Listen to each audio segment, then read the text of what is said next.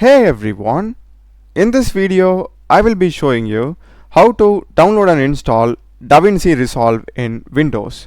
So let's get started.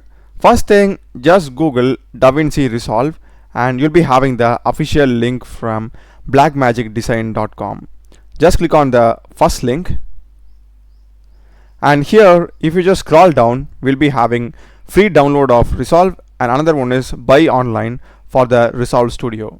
I will just go with the free one, and here we are having for different operating system for Mac, Linux and Windows.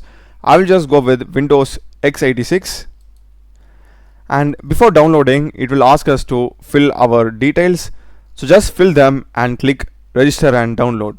So the download will be getting started. It will be downloaded as a zip file and it is around 2.8 GB in size, so just be patient for a while. Once the download is complete, simply go to downloads folder, right click on it and click on extract all and click on extract, and after extracted we will be having this application file inside it. Just open it.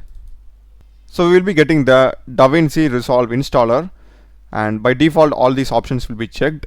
Just click on install. So after that you will be getting the DaVinci Resolve setup. Just click on next and accept the agreement, next, and this is going to be the default location where it will be installed. If you want to change it, click on change, and I will just move it to local disk D, and here I can create a new folder. I will name it as DaVinci and just select that. Okay, that's it, the path has been changed. Next, and click on install. Once it is done, just click on finish, and we'll be having the DaVinci Resolve shortcut over here. Just open it. We'll be getting what's new in DaVinci Resolve. You can just go through the new features available, and here you can choose the language of your choice. After that, click on continue, and I'll just click on skip and start right now.